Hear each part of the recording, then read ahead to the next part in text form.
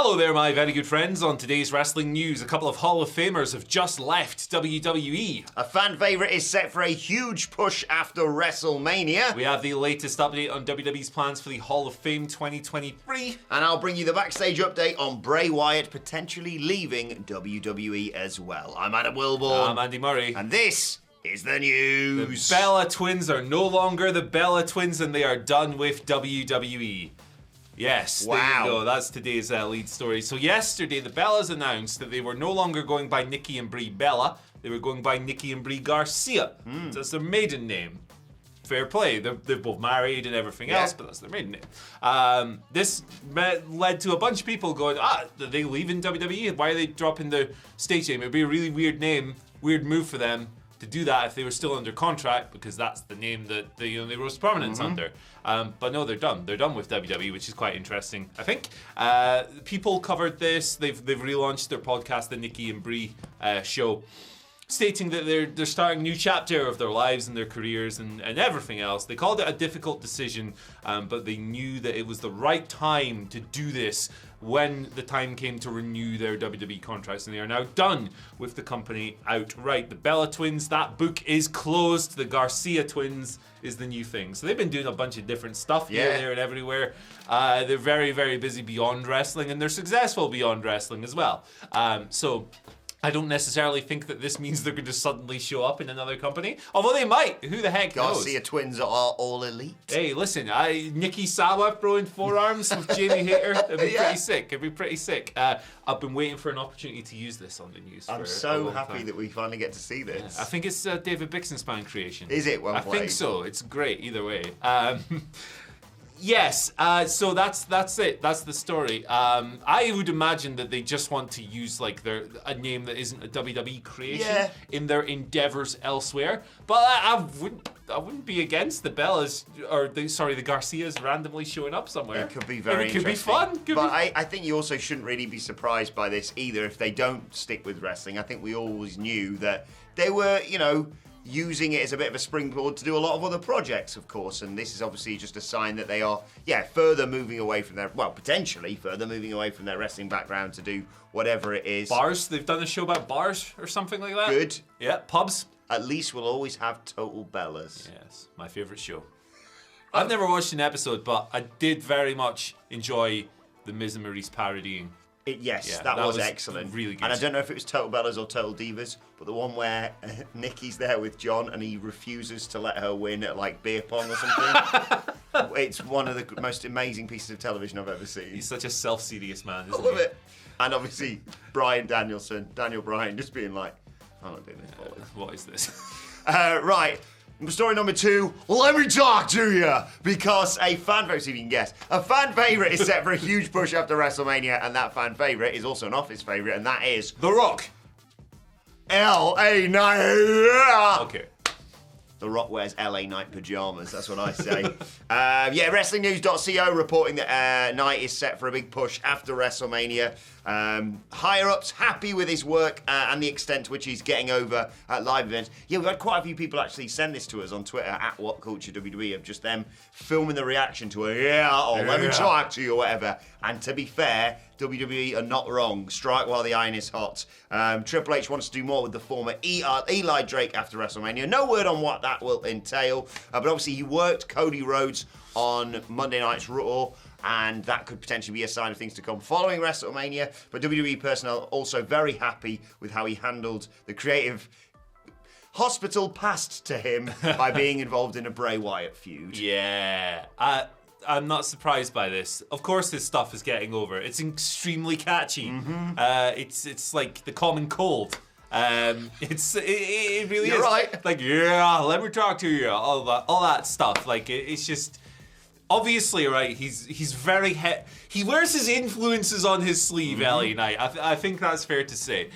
But the act is freaking awesome, so who cares? And I think I'll swear in an interview with friend of the channel, Chris Van Vliet, he did say that The Rock was like, "Aye, fair play, mate." Yes. Like, it's almost a perfect, like, synthesis of The Rock's cadence and Steve Austin's. So, like, no wonder it's getting over. But you have to obviously be very like charismatic and a great orator and like talented to pull that off. So hey, I love this guy. I've loved him for ages. Like I love going back to his stupid NWA stuff. Yeah. The shoes of a champion, all that nonsense. I hope he does. I agree as well. He does deserve a bit of a reward after having to do the fizzy juice match. The flipping fizzy, was it fizzy juice, pitch black? Scotland, we call it fizzy juice. Apparently, everywhere else they call it pop. Yeah. Shut up, you're wrong. No, I'm really happy for him. Like you say, we've been fans of his from his NWA days. I thought he was great, and when he did Eli Drake in Impact. Dummy, yeah. And then he came to NXT, did that promo, and you're like, well, this is either going to work or fall flat on its face. He did what he did in NXT, moved up to the main roster, and there was a bit of like, oh no, he's been vinced because he was Max Dupree. And then they were like, all right, enough of that bollocks. He's LA Knight, and now good. Yeah, he'd be a fun future opponent, I'd say, for Cody Rhodes, and the promos would be off the scale. You know what this is? This is the anti-EC3, right? Because LA Knight, like EC3, before he started controlling narratives, is primarily a talker, right? He's a good enough wrestler, but he's not like some like 5-star mega worker or whatever, right? Primarily on the personality, the talking, the catchphrases, all that catchy, great stuff. He looks great as well, like EC3. EC3 came to the main roster, and because Vince McMahon was booking him, he decided to take a guy whose biggest strength was talking and make him a mute. And he didn't get over, and he left, and all that stuff, and things have happened since Why then. isn't this working? Yeah. Here's the blueprint. Guy who can talk really well, talks a lot, gets over. It's really complicated. No wonder they bungled everything else. Yeah. But yeah, Triple H doing a better job than his demented idiot father-in-law once again. Thank you, Papa H. Papa H. Right. Why do we do that in a Geordie accent? I don't know. And get me peace pudding, Mara. Why Should we do the entire news intro now? we've done that before, like. Right, only me second story The here. locals are getting restless. I'm gonna talk about Blind deck, I can't see. Jimmy freaking Neal. Right, we're going to talk about the Hall of Fame. Some updates. So yesterday, from PW Insider and Fightful Select, both reported that Stacy Keibler's probably going to be announced next. Quite right. Also, the Great Muta probably going to be inducted by what's his face, Ric Flair. Forgot Ric Flair. So they would theoretically join Rey Mysterio, right? And Batista's been rumored as well. So that's 4 pretty cool names. I'd say Ray's not the head of the class or whatever. He's awesome. You don't need to be like, this is the problem they have when you put Ray in and Batista in on the same year. Why don't you just separate them out? You know what I would do? I would do that. I would split them up because they're both huge names. Ray and Mysterio. But But despite this, adding to the class, WWE are apparently, according to Fightful, going to trim it down a little bit. They want a much smaller, the working plan is for a way smaller, class in 2023, which presumably would mean a shorter ceremony, which is good when you invite Hillbilly Jim. So that's quite interesting to me because the 2022 class itself was quite small. It was only 5 people. And Shad Gaspard had the Warrior Award, you had Vader, Sharmell, The Undertaker, and the Steiner Brothers. So it's 5 acts. So you wonder what that'll end up here. But yeah, this is welcome news to me. I think that the Hall of Fame is like a fun sideshow for WrestleMania weekend. I don't want to watch a 3-hour show. No, exactly. You're right. And as people always say with the Hall of Fame, I know it's always going to be growing. There's always going to be new talent coming through, obviously. But I've always been, hey, pump the brakes a little bit, guys. Yeah. Like, no one's like, oh, another one and another. No, just like you say, 5. Like, last year's was great. It was just no filler, perfect sort of names to go in there. At the moment, what? So, Great Muta, Stacy, Ray. and Ray. Yeah, a couple more, maybe a celebrity. I don't know if they even can be asked with that anymore. It's like I don't need to hear risky strategy as well, Kid considering Rock. who's in there. like who would it be? Probably maybe they put in Kane. Bad Bunny. As a celebrity. Put He's Bad already Bunny in. Why not? Yeah. Deserves it. Maybe not Logan Paul. I see he deserves it for sitting in a car for a prolonged period of time with James Corden. Like, absolute arsehole. Yeah, James Corden. I wish that were my worst sucks. enemy. No, me neither, man. Let us know in the comment section. America, I'm so sorry for him. We really look at the British celebrities that have gone over there and like broken out. James Corden and Piers Morgan. It's not representative of us. I do apologize. Also, that's a bit harsh on James Corden, right? Lumping him with Piers Morgan. James Corden's just a bit annoying. Yeah. Piers Morgan is a detestable human being. He is subhuman. Yeah. And not like the punk band. He's a bad egg. Hey, yesterday, did you talk about Avenged Sevenfold and then a song came out from them? Yes, they released a song. Quality. I've seen Avenged Sevenfold live twice. They're very good live. Not my taste in music has moved away from what they are, but they're fun live, man. They're really theatrical. Daft Punk. Come on. You try to. I'm trying to manifest this now, if that works. Dying fetus. No. I like that band. Where the fuck's Victoria in this Hall of Fame, by the way? Yeah. Congratulations, Stacey Keeble. I'm not saying that she should go in instead of her. But where the fuck's Victoria? Every year I have this. Give Sammy Money in the Bank, put Victoria in the Hall of Fame. Wrong with you? Anyway. Insect Warfare. Is that a band? Yeah, I'm just trying to. We should have a game on the news where you read out band names and I have to guess which one's not real. Maybe we'll do that instead of questions on Friday. There you go. Great Chains to the bottom of the ocean. Another one. Is that real? Yep. Okay. Scrape with a K.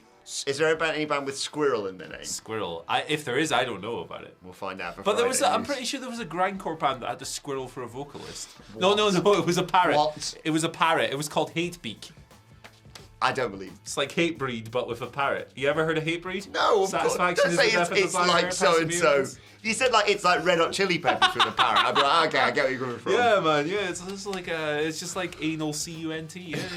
Is that another one? That's another one. That's another one. But they're awful. Like, Dying Fetus is a dodgy name, but the music is actually great. But no. The only one of them with the name who we can't say is And the Gang, and I like him because he does lots of political stuff. Yeah, he's funny. Anyway, Bray Wyatt, let's bring an update on that, seeing as everyone was talking about it yesterday and almost the entire weekend as well. Dave Meltzer on Wrestling Observer has moved to back up the brilliant Sean Ross Sapp I'll Fight for Selects update around Bray Wyatt. Obviously, we reported yesterday that Sapp had reached out to WWE sources and able to confirm that Wyatt was out of action with an undisclosed physical issue. Sapp is obviously going to keep chasing this up. He'll continue asking about it. One source had denied that was the issue, but on today's edition of Wrestling Observer newsletter, Meltzer reiterated that the issue is not related to creative. It's something that Dave is not at a liberty to speak on, but Meltzer also insisted that Bray Wyatt versus Bobby Lashley is still on for WrestleMania 39.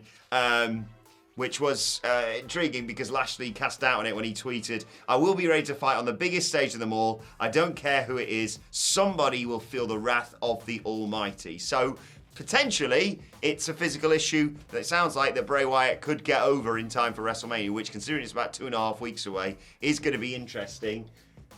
It's a bit small. It's a bit small. There they are. There they are. It's Hatebeak. What is this? Hatebeak for ants? Oh, there we go. There you go. Anyway. Bray Wyatt, get well soon. Hopefully we still get the match with Bobby Lashley at WrestleMania. Also note the Pig Destroyer shirt, so there's another one. I read this yesterday, heard this yesterday, and Sidgwick wrote it up for the website. Something is clearly going on with this man, and I hope that if it is health related, that he's doing all right. I hope that we find out what's going on soon, provided it's not a personal thing that we don't need to know. Exactly. There you go. We'll leave the man, like if it's personal stuff or whatever, let's leave the man alone. Exactly. But if it's some crazy, stupid wrestling politics, I want to know about that, bro. Yeah. I want to know about that. Right, let's move on to your Twitter questions at WhatCulture WWE if you want to get in touch with us. Spitting harder than Paul McCartney, that parrot. First question today comes Beal's from got no riffs. Mark Smith. Morning, guys. Assuming Sami Zayn will be a face, who is the best heel to win Money in the Bank? For me, it's L.A. Knight. I've got the best answer of all time. This is even better than heel Sami Zayn winning it like a couple of years ago. Dominic Mysterio. I was about to say the exact same thing. Flawless. It's simply flawless. Because you're like, he's probably going to get his ass handed to him by his dad at WrestleMania. As I'm not saying this is my view. Some people are saying as he should, but you're like, okay, then he's kind of dead in the water because you're like, well, what are we going to do with that? Because I'll be honest, he's not going to promo himself back into contention, is he? No. He's got a very good, like his promo on Monday was great. He knows what his character is right now. But when you get beaten by your dad at WrestleMania, I don't know where you go. So yeah, him backdooring his way into Money in the Bank. I still think Sami Zayn should win it, but still. Yeah. I think he should beat his dad's ass at WrestleMania, and then I think he should win Money in the Bank. And I think the world title? No. That would be too much. But like, him, like, if he does it in the most backdoor way possible, imaginable, like everyone else is wiped out and Dominic just scoops up the ladder and takes the thing after he's done nothing the whole match and then goes, I'm the greatest, Bubba. That's great. Yeah. That's great. And he should call his shot and say, I want to face you at SummerSlam. It could be the biggest SummerSlam in history. Lose in 2 seconds. The grandson of a plumber versus the son of a deadbeat. Speaking of Dominic Mysterio, by the way, Sean Ackling gives us our second question today. What will it take for Ray to finally fight Dom? Will Dom need to get in the face of his own mom to finally push Ray to teach his son a lesson at WrestleMania? What do you think will push him over the edge? Yeah, what's gonna happen? Like, cause like he's already invaded his house, like ruined his Valentine's Day meal. He's gone to jail. He's slagged him off on TV. I think he's gonna have to like cut off a hand or something, man. I know the answer to this, but it's only courtesy of Michael Hamflett. Well, it's sort of a Wilborn Hamflett joint, this, because Hamflett suggested he beat up Conan. Okay. Still allow Conan to put him into the Hall of Fame, obviously, but considering their relationship, like, and it's just a bit, it's fun what they've done, but anything with like his mom and violent, I don't want any of that, basically. So Conan's quite a good surrogate for that sort of thing. But my suggestion was, and this is, by the way, just to get ahead of everyone, this is not making light of what actually happened here, but I feel it's been a few years and these guys could pull it off. Dominic attacks Rey Mysterio at the Hall of Fame as he's doing his speech. Why not? Rushes the stage. Who is that guy in a mask? It's obviously Dominic Mysterio. He's wearing a Judgment Day outfit. Who's that jumping out the sky? He jumps. D-O-M. Screw you, Dad! Or you could, like, I don't know, like trash Ray's collection of hate beat records. Ray collects something. I'm going to try and Google it. And he can ruin his collection of... Is it swords? They all have weird stuff. Swords and skulls and action figures. There's the one I think of, obviously, for Matt Cardona and stuff. I'll Google it whilst you answer this question, Andy. Okay. John Thornsbury says, now they're both in AEW, do you think Bryan Danielson and Big Bill should revisit their classic big man, little man rivalry from WWE? Yeah, the word classic, is that in parentheses? I hope so. Obviously, the timing of the big cast Daniel Bryan rivalry stunk. It was like, hey, this guy's back, finally back. Sorry, big ass. Sorry, big ass, yeah. Yeah, his arm covering the sea. Like, the rivalry of that stunk, the timing stunk, because it was like, I just kind of want to see Daniel Bryan, like, having amazing quality, not doing this big man, little man thing. Yeah, we thought we'd never see him wrestle again. Why is he wasting his time with this box? Yeah. I will say, however, that if they were to just do like a random match between these two on Dynamite, it'd probably be a lot of fun. Yeah. Like, it wouldn't be... scenario's completely different. Daniel Bryan hasn't just come out of retirement after 4 years or whatever it was. So it's completely different. And also, Big Bill's fun. Yeah. Like, I like Big Bill. I loved his... Yeah, he's a fun guy. He did a good match with Cassidy as well recently. He's selling the flippy-do stuff really well. I'm into it. Yeah, why not? Let's go. Let's go. And he does. I was correct. Rey Mysterio collects swords. Okay. So, he, I don't know, melts down his dad's collection for a grill. Oh my God, genius.